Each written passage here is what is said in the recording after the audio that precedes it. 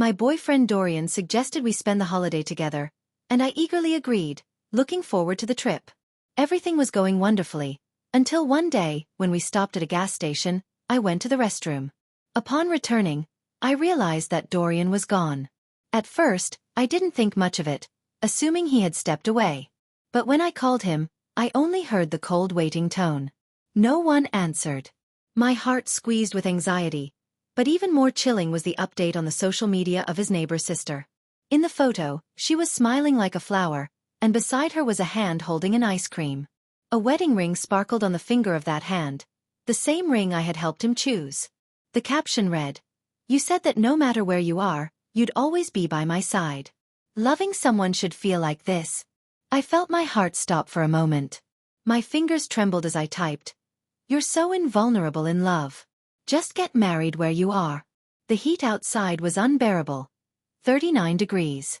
I sat in the taxi, gripping my phone, feeling a cold that pierced to the bone. My thoughts were tangled, and bitterness slowly spread inside me. I couldn't understand why Dorian had left me alone in this strange city. The taxi driver, noticing my condition, looked at me in the rearview mirror and gently reminded, "Miss, there are tissues behind the seat. Wipe your face." His words brought me back to reality. I took a tissue mechanically and wiped the sweat-drenched hair sticking to my cheek. "Thank you," I said gruffly. "You don't need to take me to the hotel. Take me to the airport." A strange calm was building inside me. If they loved each other so much, let them be happy. I decided it was better not to be in a relationship that felt forced. At the airport, I changed my ticket for the next flight home, spending my last bit of money. When I finally got home, it was already dark. Exhausted and empty, I quickly washed up, turned off the sound on my phone, and lay down in bed. To my surprise, I fell asleep immediately. The night passed in silence. My phone on the nightstand flickered on and off. In the morning, I noticed that Dorian had made several calls but sent almost no messages. The few lines he had written seemed filled with confusion, but not concern.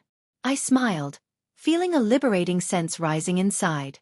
Purposefully not opening his messages, I wrote a short text, "Let's break up." After breakfast, I went to the office and submitted a request to cancel my holiday. I had sacrificed my annual leave for this trip, but now I realized it had been a waste of time. Standing by the window of my office, looking at the city, I thought about how quickly life could change.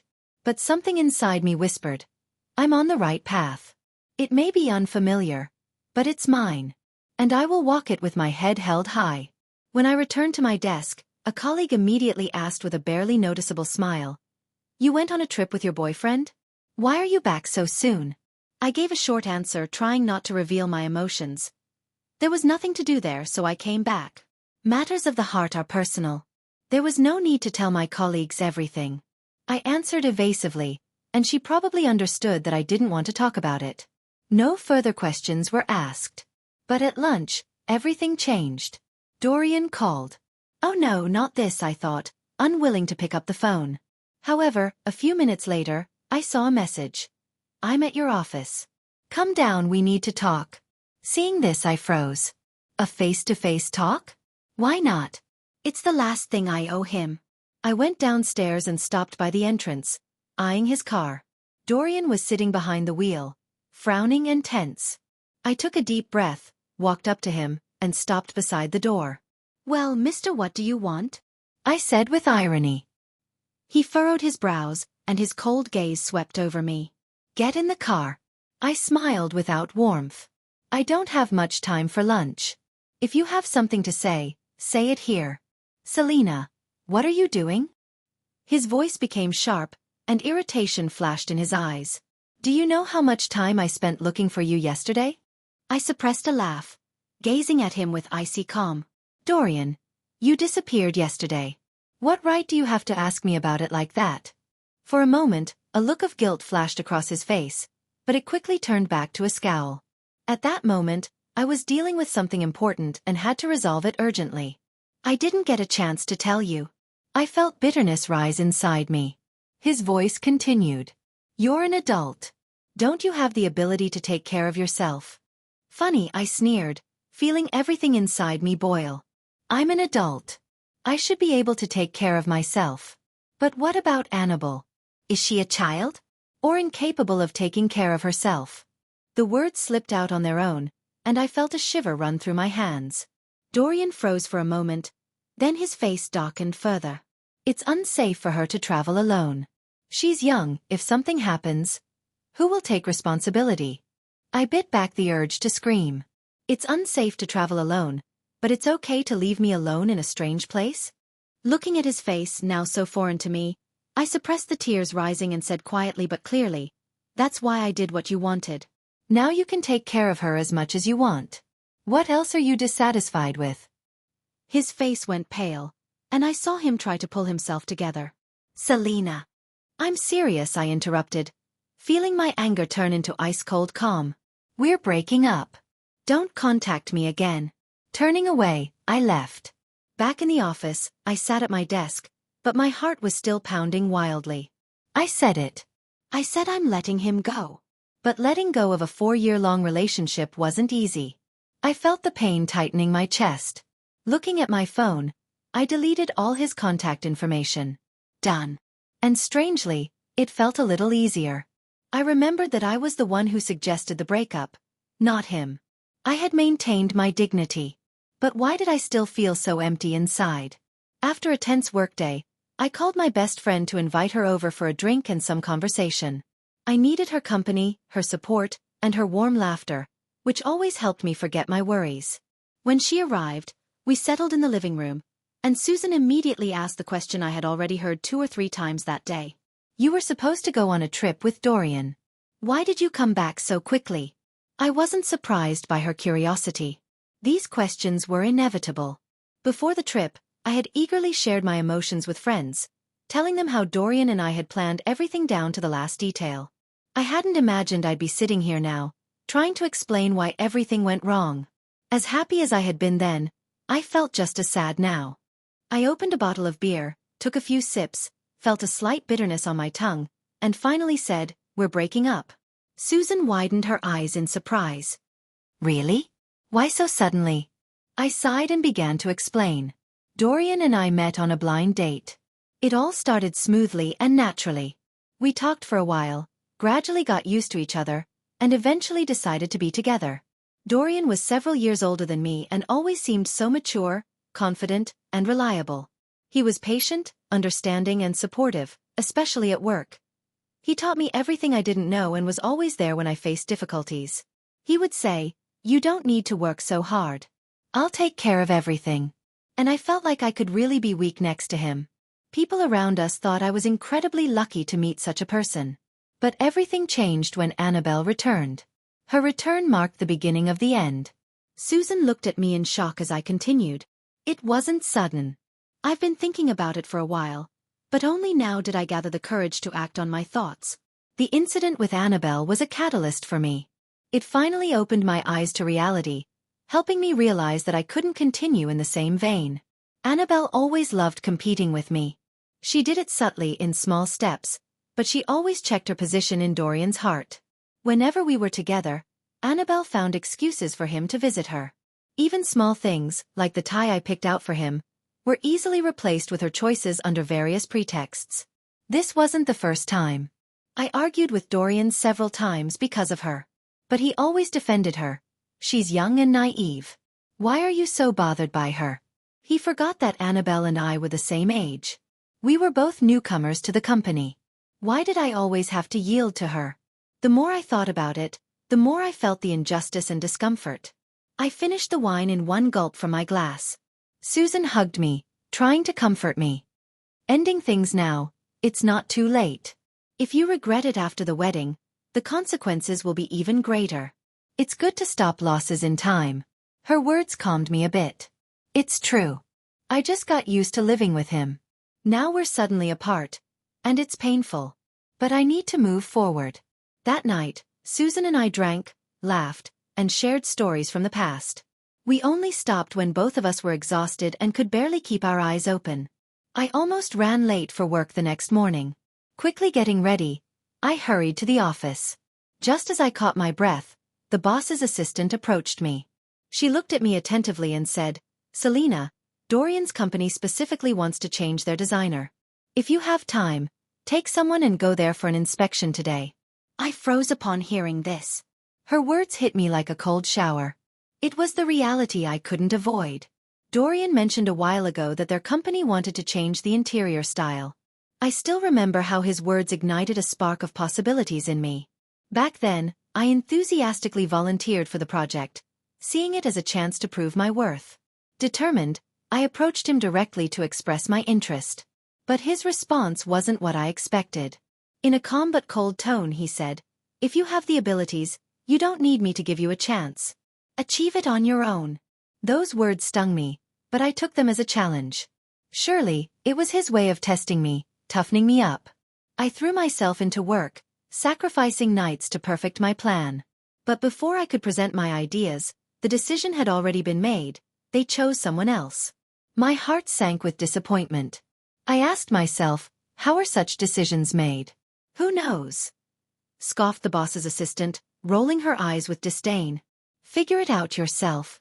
She turned sharply and left, her contempt for me evident in every movement. Her smirk implied she knew more than I did. Refusing to give up, I decided to talk to the boss personally. But when I entered his office, his smile turned my insides upside down.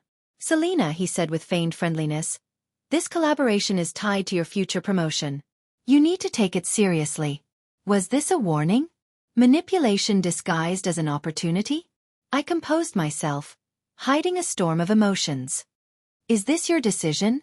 I asked calmly. He leaned back in his chair, his smile widening. "No, this is Dorian's decision." His tone dripped with hidden mockery, as if he relished my confusion. I left the office feeling cornered but even more determined. If this project was my chance, I would use it to rise above. Later that day, I went to Dorian's company with my assistant. Dorian was still in a meeting, and we were greeted by Annabelle, his secretary. Her fake smile was so strained it was almost comical. "Selena, Dorian is busy," she said with insincere sweetness. "Is it something urgent?" I didn't bother hiding my disdain. "Nothing concerning you," I replied coldly. Her smile faltered, and the tension in the air became palpable. A few minutes later, Dorian appeared. His calm expression seemed to confirm that he expected my arrival. "Let's talk in my office," he said, inviting me to follow him. As we walked, Annabelle called out to him in an overly cheerful voice, "Dorian, can I get you something to drink?"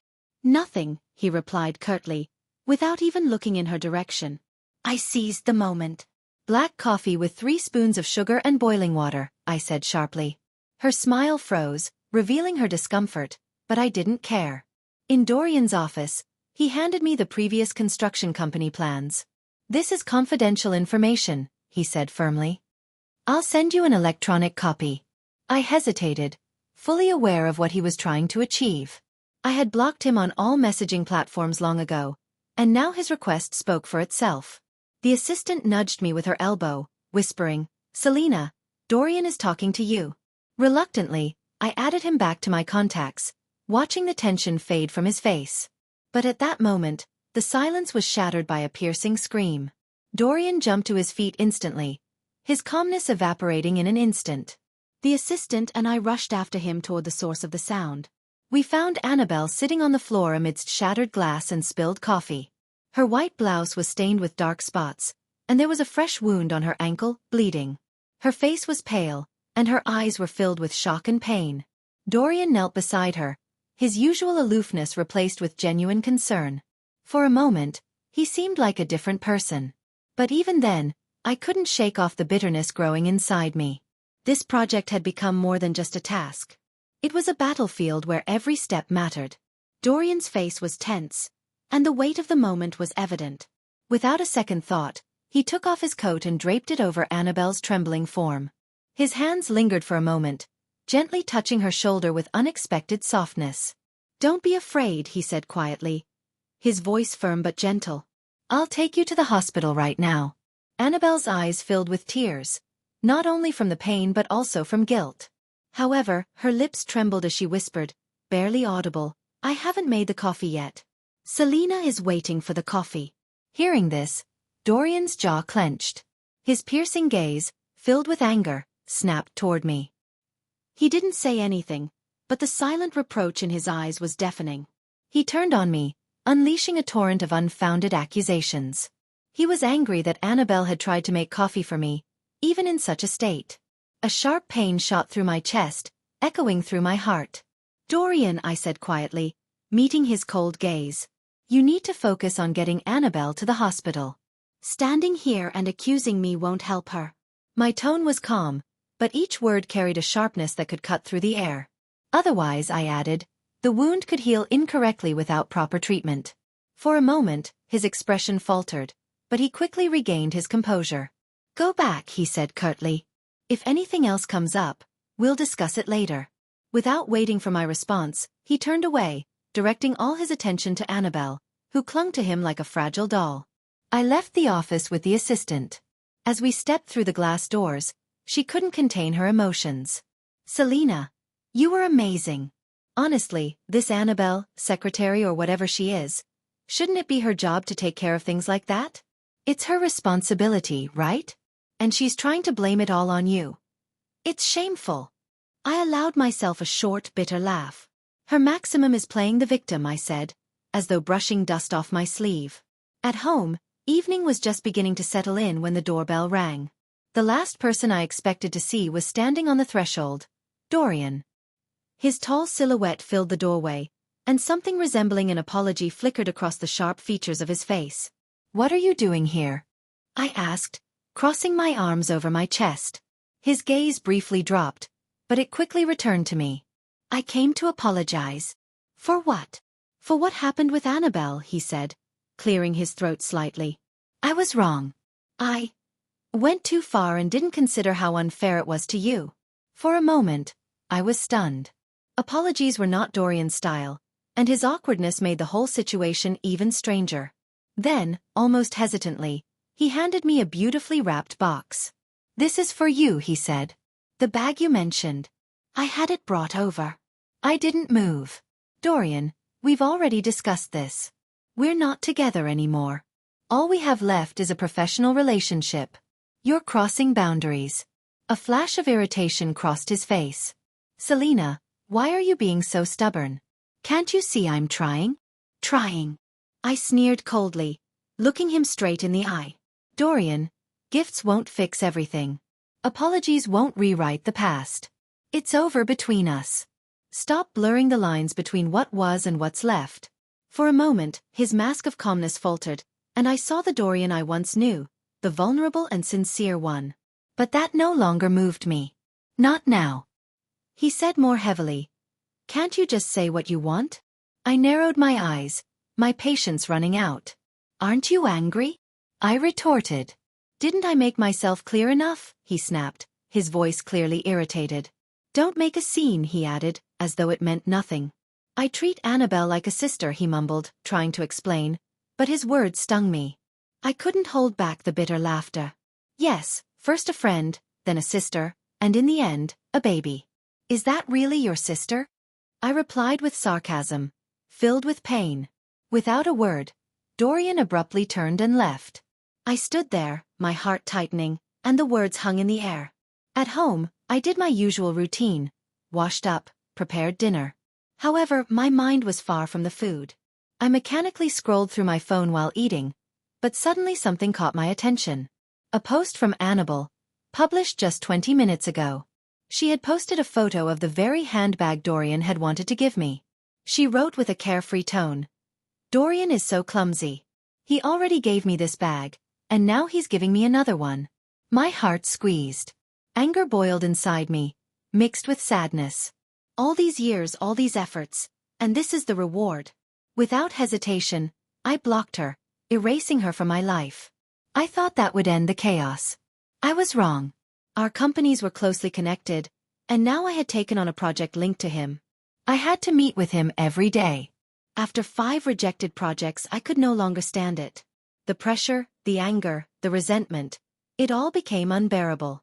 I wrote to Dorian directly, but of course, he suggested meeting to discuss everything after work. I didn't want to go, but I understood it had to be resolved. The evening was off from the very beginning. The road was jammed, and I was 20 minutes late. I approached the waiter, gave him the box number, and was led to my table. But what I saw when I entered threw me off balance. There, at the table, sat Annabel, eating.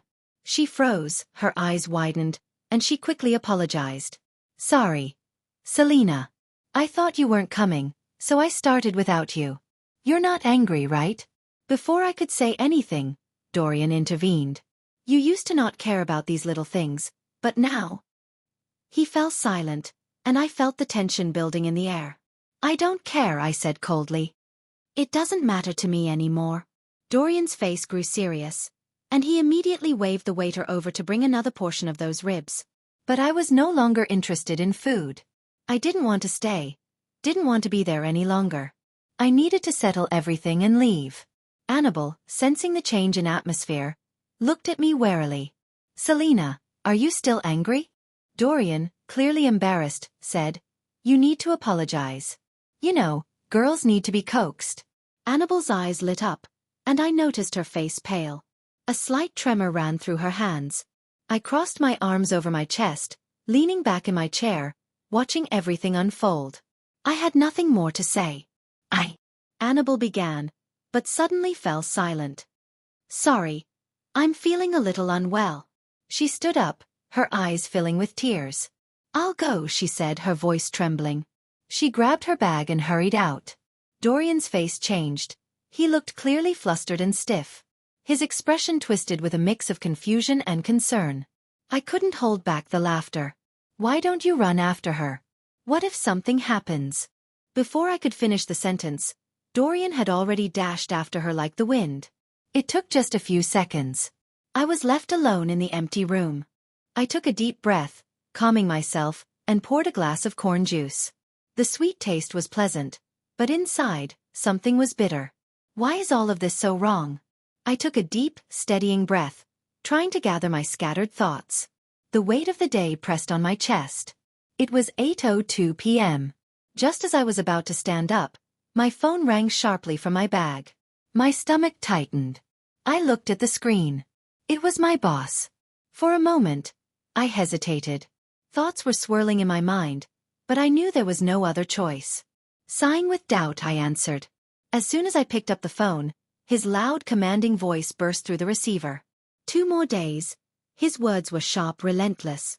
If you don't come up with a proper plan by then, don't be surprised if I fire you. The anger and bitterness in his voice felt like a slap in the face. I could feel my blood boil, my hand gripping the phone. I had poured my soul into this plan, tailoring it to Dorian's whims, but it still wasn't good enough. Every time I thought I had found a solution, the rules changed. It felt like it would never end. It was no wonder the person who had worked on this project before me had quit. It was a hot potato, passed from hand to hand, with everyone failing. I replied with a few words, too exhausted to argue. It wasn't worth spending time on the conversation. Then, silently, I grabbed my bag and headed for the exit. But as soon as I left the restaurant, something caught my attention. Not far from me, Annabel was pressed against Dorian, quietly crying. He was gently holding her, his voice soft and comforting. Don't cry, I won't say that again, I promise. His eyes were full of lies and fake tenderness. No pride, just pretense. He was gentle, but I could see the emptiness behind it. I turned away, feeling nauseous. The whole scene repelled me. His words, his fake concern, it was all just an act. My irritation grew with every passing second, boiling inside me. I walked toward the road, deciding to catch a taxi, but of course, I found myself right next to them. Dorian froze when he saw me. He instinctively pulled away from Annabel and took a step back, as if caught doing something shameful. Confusion flashed across his face. Selena, are you leaving? His voice became tense. I stopped, a smirk appearing on my lips. What, maybe before I leave, should I book a room for you too? His face instantly darkened. He made a muffled sound, full of irritation. This isn't funny, he said, not hiding his displeasure. I smirked, not hiding the sarcasm. You think I'm joking? You know exactly what I mean. And then, as if by fate, an empty car passed by. I waved my hand and was about to get in, but his hand grabbed my wrist. My car is nearby, his voice was insistent. I'll take you home. The disgust in my chest grew stronger, and I yanked my hand away sharply. Get lost. I looked at him with contempt. Dorian, I really feel sick just being around you. Before he could say anything, Annabelle grabbed his hand and pressed against him. Dorian, I feel terrible. I think I have a fever. The tension on his face returned. He immediately switched his attention to her. Let's go, I'll take you to the hospital. I watched them with a cold gaze, then simply turned around and told the driver to go.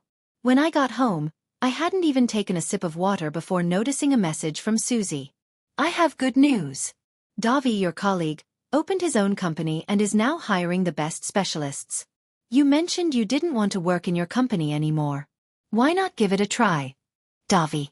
My senior colleague. The one who helped me with my studies and recommended me to my current company. I never thought he'd open his own firm. But here it was, his offer. I thought about it. My boss, his cold attitude, constant pressure. If I stayed here, I'd be stuck. I had no ambition to be just another designer, blending in with the crowd. But should I leave? I didn't answer right away. It wasn't an easy choice. The next day, I arrived at work early. My assistant and I were supposed to discuss the new plan. But as soon as we got to the bathroom, she stopped me and whispered. I heard. They say the company is planning to lay off employees.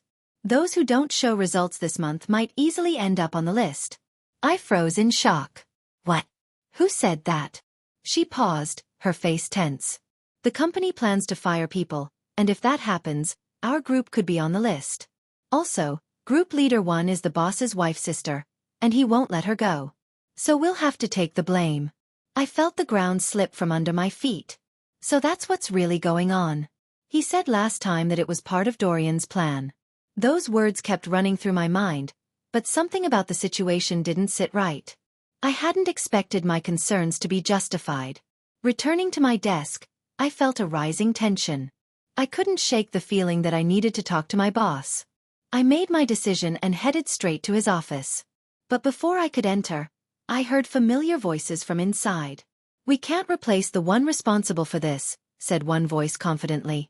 Let Selena handle it. She's too impulsive right now, she needs to be punished, the second voice said coldly. At those words, my legs buckled, and coldness gripped my heart. Punished? Me? Thoughts swarmed my head. I had worked so hard, putting all my energy into my job, and now, just like that, it was all being erased. A few words, and all my efforts were in vain. I realized that my life wasn't in my hands, but in the hands of these soulless people with money and power.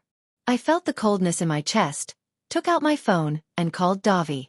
He's really hiring people, I thought as I dialed his number. When Davi found out I had submitted my resignation, there was no surprise in his voice. On the contrary, it was as though he had been expecting this moment. I thought I'd have to persuade you, but you made the decision faster than I expected, he said with a smile. His words were both comforting and bitter. I had been forced to work for these capitalists, and so why not find at least a place where I could trust the people? You're right, Davi. I'm looking for someone who won't exploit me. I'm tired of this. I want at least a little warmth and honesty in a world full of cruelty, I said. Davi laughed through the phone.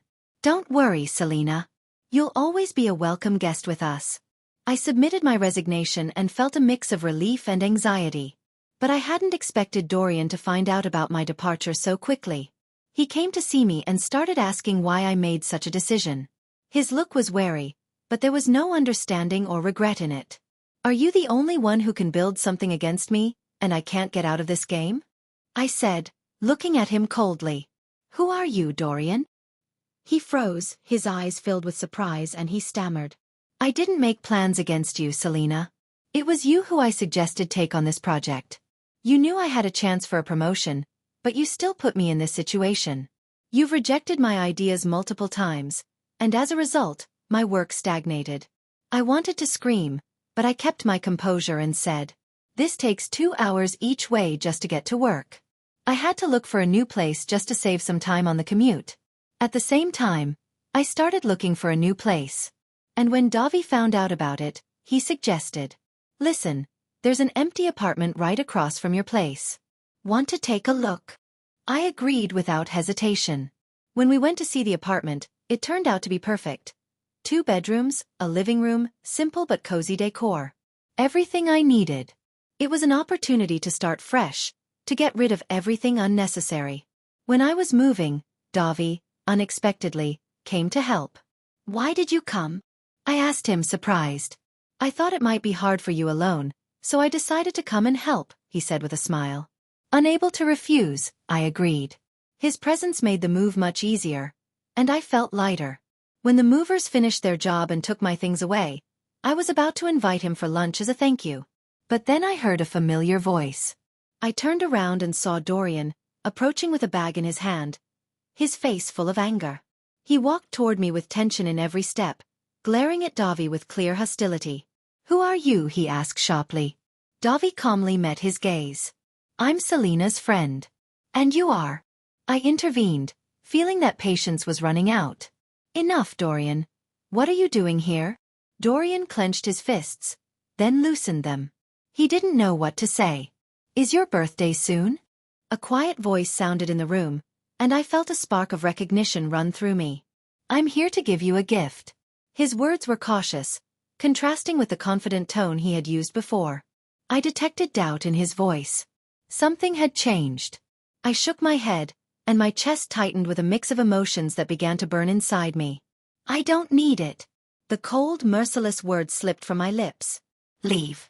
I knew he wanted to grab me, pull me back into the life we once shared. But before he could move, Davi was in front of him, a barrier between us. "Did you not hear what she said?" His voice was firm and resolute. "You can leave." Dorian's face twisted in rage. "Who are you?" he growled, his voice full of fury, the anger palpable in the air. I felt the tension rise, and panic pierce through me. I didn't want them to start a fight, for everything to turn into a chaos of screams and insults. Quickly, I stepped forward and grabbed Davi by the sleeve, whispering, "Davi, let's go." Davi's face relaxed, the tension vanished, and he nodded, though a shadow of concern remained in his eyes. Dorian, in a panic, stepped forward, his voice pleading. "Selena, give me another chance. Let's talk." I didn't turn around. Not for a second. "There's nothing between us to talk about." The words were sharp, final, without room for argument. "Let's part peacefully. Don't make things worse." Dorian's voice trembled, panic more evident now. I didn't want favoritism with Annabelle. She's been through so much, she's shy, afraid of people. I didn't want to hurt her. He fell silent, and in his eyes, there was something that could be called remorse. "I truly feel nothing for her, Selena. I was wrong." I saw sincerity in his eyes, but it was too late for apologies. His actions had already left deep scars in my heart, ones that words couldn't heal. I looked at him one last time. "Dorian, it's too late now. You can't fix this." I turned away, walking decisively, not looking back at the one I had once loved. "I won't wait for you, not now, not ever. So goodbye." Dorian paled as if my words had drained the life out of him. He looked like an eggplant, frozen by the cold, stripped of all strength. I didn't wait for his response. Turning around, I left with Davi, and the sound of our footsteps echoed through the empty space. Davi had always been responsible for the company, but he also showed me kindness and support. His presence became the comfort I could rely on. Over time, life began to improve. I found new meaning, new purpose, and the shadows of the past started to melt away. But even in this world full of new opportunities, life occasionally reminded me of things I wished to forget. One day, Davi casually mentioned Dorian. "His company is going through major changes," he said, his tone light, but I noticed something in his eyes that gave him away. "He changed his secretary and bought the company you used to work for." I nodded, the information striking me like a distant echo of something that no longer mattered in my life. "And I heard he's asking where you live. Want me to tell him?" His words sounded playful, but I noticed the hidden anxiety in his gaze. I met Davi's eyes, my face calm and composed. "There's nothing between him and me anymore." I spoke slowly, confidently. People should look forward, not dwell on the past. The future is what matters. Davi chuckled softly, the tension easing, but a silent question remained in his eyes. "I am the master of my life," I said, my voice firm and resolute. "No one has the right to interfere." Time passed. Life moved on, and I became more confident in my choices. Davi was there, and with each day, I realized more and more how important his supportive gaze, his care, and kindness were. He always knew when I needed space and when I needed comforting words. He wasn't like those who tried to impose their views or decisions. Davi respected my feelings and choices, which gave me a sense of freedom. The past gradually faded, like a foggy picture I no longer wished to examine. I realized I had truly stopped waiting. Stopped waiting for something from Dorian, from those who had been in my life before. I had learned to live for myself, to stop making excuses for others' mistakes. One day, as I sat in my office, absorbed in work, my phone vibrated. It was a short but unexpectedly familiar number. "Hi, Selena. It's Dorian." I froze. A strange feeling arose in my chest, a mix of surprise and fatigue. I picked up the phone but didn't know what to say. It felt as if all that history with him was a foreign part of my life, as though I couldn't bring it back. "How are you?" His voice was almost the same as I remembered, but there was no panic in it, no desperate urgency I once had heard. I sighed. I didn't want to return to the past, but it was necessary to at least put a final point. "Dorian, it's long over between us. You made your choice and I made mine. I don't want to be part of that chapter in your life, and I don't want you to be part of mine again." I felt his breath on the other end of the line stop. The silence stretched. "I understand," he finally said, his voice calm, but with a bitterness. "I know I can't fix anything." I closed my eyes but never for a second regretted what I had said. It was time to move on. "Goodbye, Dorian. Find your own path, just like I found mine." The line went dead, and I felt the last weight I had been carrying dissolve inside me. I looked at the clock.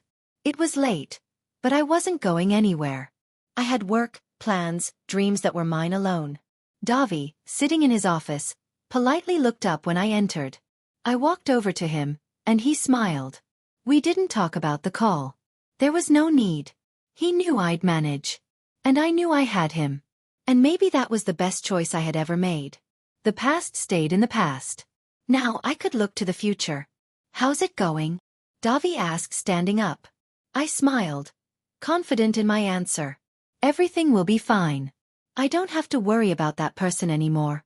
We walked out into the corridor, arm in arm, ready for new heights that left no room for regrets.